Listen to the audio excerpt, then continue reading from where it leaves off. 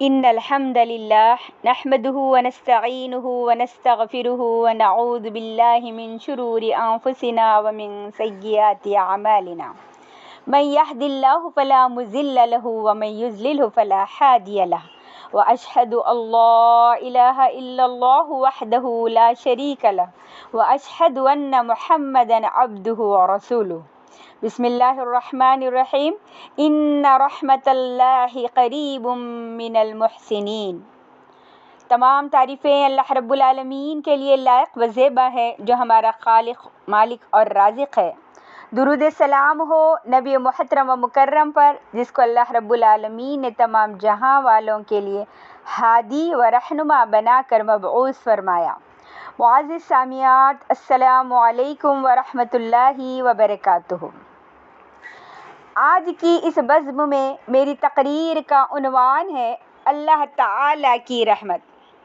یوں تو اللہ رب العزت ہر وقت اپنے بندوں کی دعائیں سنتا اور ان کی عبادات کو شرف قبولیت سے نوازتا ہے، لیکن اس نے اپنے بندوں پر خصوصی رحمت کرنے کے لیے چند خصوصی مواقع بھی مہیا فرمائے ہیں، جن میں اللہ ارحم الراحمین کی رحمت خصوصی طور پہ جوش میں رہتی ہے، اور جو لوگ ان سنہری مواقع میں اللہ کی بارگاہ میں دعا و مناجات اور عبادات کرتے ہیں، انہیں اللہ احکم الحاکمین کا خصوصی قرب حاصل ہوتا ہے اور ان پہ رحمت الہی کی برکھا برستی ہے۔ قبولیت دعا اور قرب الہی کے یہ سنہری مواقع کچھ یومیہ، کچھ ہفتہ اور کچھ سالانہ ہیں، اور بعض مواقع وقتاً فوقتاً بھی ہیں۔ یومیہ مواقع ہم دیکھیں، ہر اذان اور نماز کے درمیان حضرت انس رضی اللہ تعالیٰ عنہ کہتے ہیں کہ نبی کریم صلی اللہ علیہ وسلم نے ارشاد فرمایا، اذان اور اقامت کے درمیان دعا قبول ہوتی ہے، اس لیے اس وقت دعا کیا کرو۔ اسی طریقے سے فرض نماز کے بعد حضرت ابو امامہ رضی اللہ تعالیٰ عنہ کہتے ہیں کہ اللہ کے رسول صلی اللہ علیہ وسلم نے فرمایا، اور فرض نمازوں کے بعد دعا ضرور سنی جاتی ہے، لیکن یاد رہے یہ دعا انفرادی ہے، اجتماعی نہیں ہے۔ فرض نماز کے بعد اجتماعی دعا کسی ایک صحیح حدیث سے بھی ثابت نہیں۔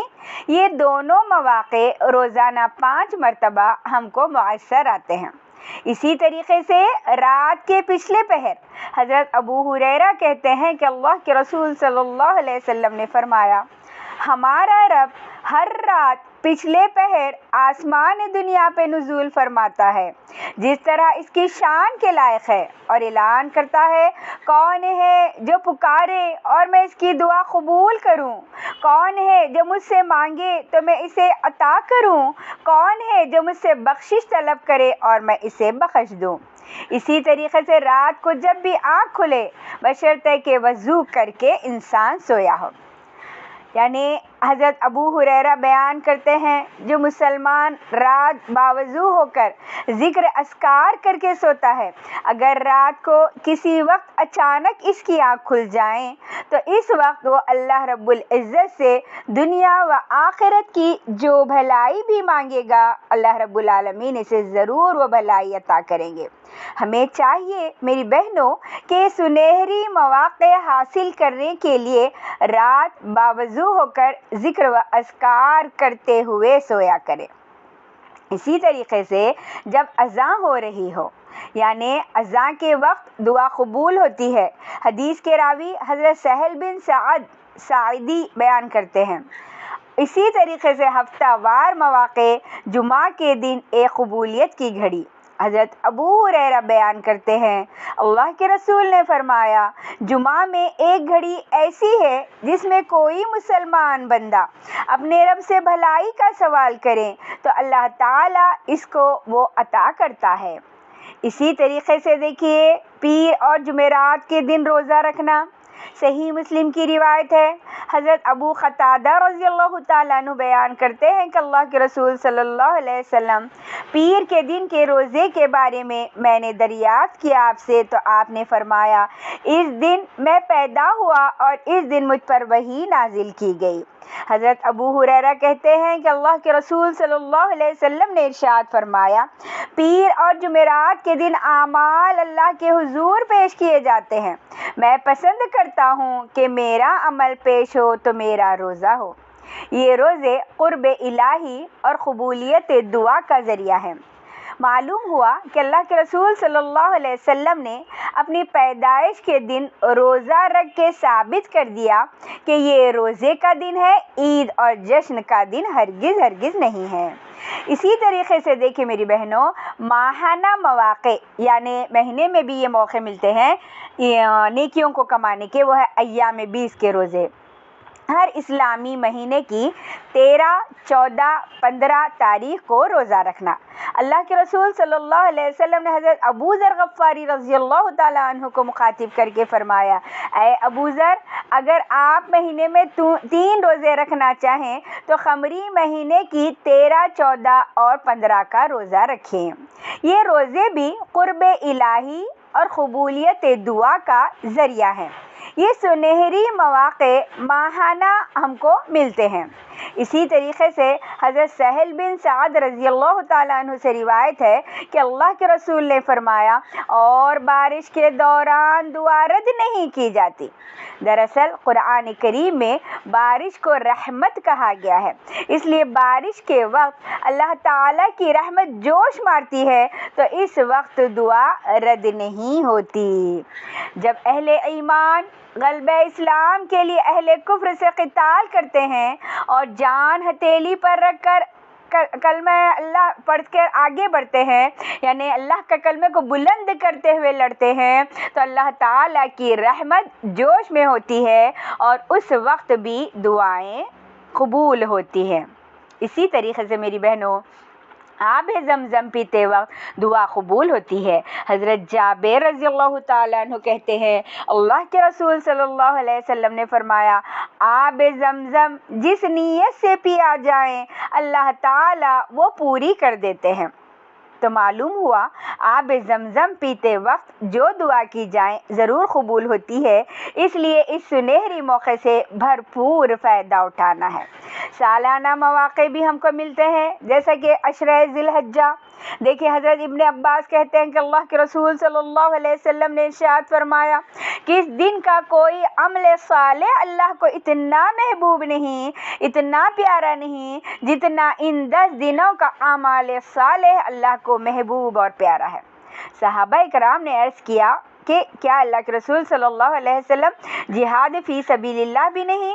آپ نے فرمایا جہاد فی سبیل اللہ بھی نہیں، البتہ وہ شخص مستثنا ہے جو اپنی جان و مال کے ساتھ نکلا اور کچھ واپس نہ آیا بلکہ شہید ہو گیا اور اس کا مال بھی لوٹ لیا گیا۔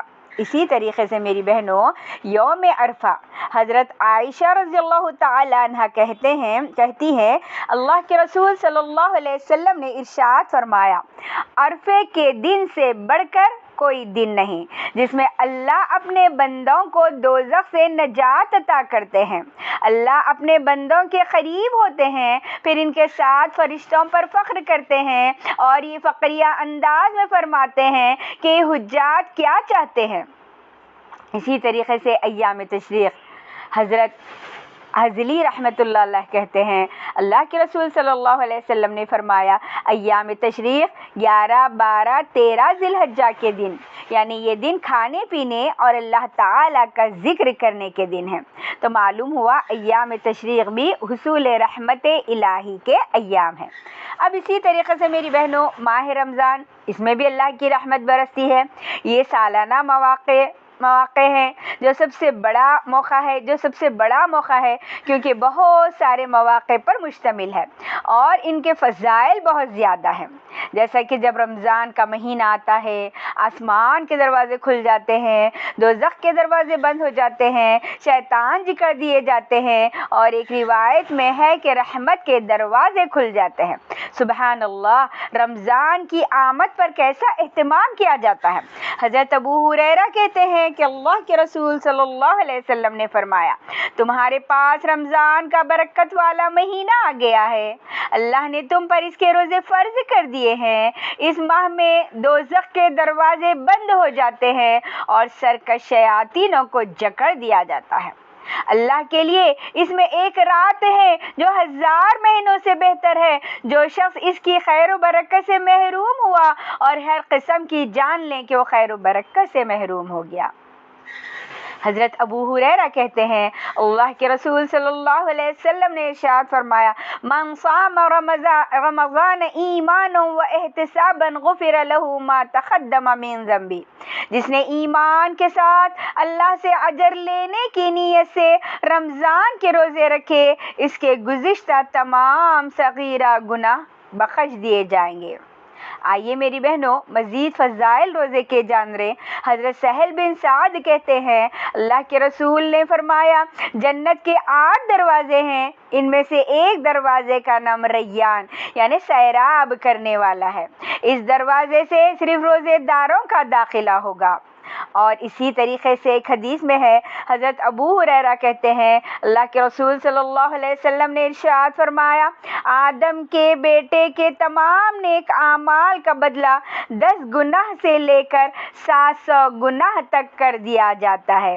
اللہ تعالیٰ کا فرمان ہے، یعنی حدیث قدسی ہے، سوائے روزے کے بلا شبہ وہ میرے لیے ہے اور میں ہی اس کا بدلہ دوں گا۔ انسان اپنی شہوت اور کھانے پینے کو میری رضامندی کے لیے چھوڑتا ہے۔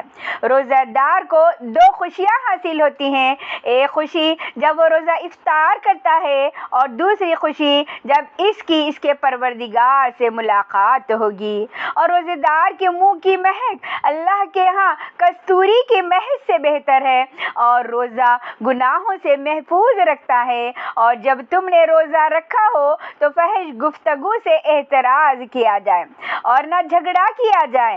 اگر کوئی شخص اسے گالیاں دے یا اس سے لڑائی کرے تو اسے معذرت کرتے ہوئے کہیں انی صائمون کہ میں روزے سے ہوں۔ اسی طریقے سے میری بہنوں، قرآن اور رضا انسان کی سفارش کریں گے۔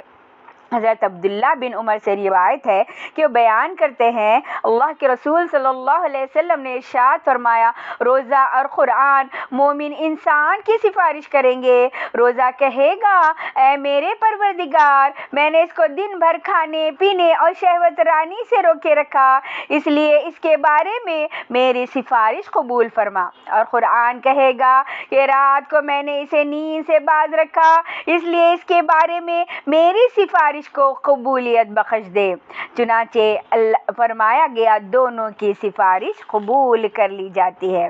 تو رمضان میری بہنوں در حقیقت نیکیوں کی بہار ہے۔ اللہ کے رسول صلی اللہ علیہ وسلم نے اس کی بڑی قدر کی ہے اور اس میں خوب عبادت کرتے تھے۔ حضرت ابن عباس کہتے ہیں کہ اللہ کے رسول صلی اللہ علیہ وسلم بھلائی کے لحاظ سے سب سے زیادہ سخی تھے اور آپ سب سے زیادہ رمضان میں سخاوت کرتے تھے۔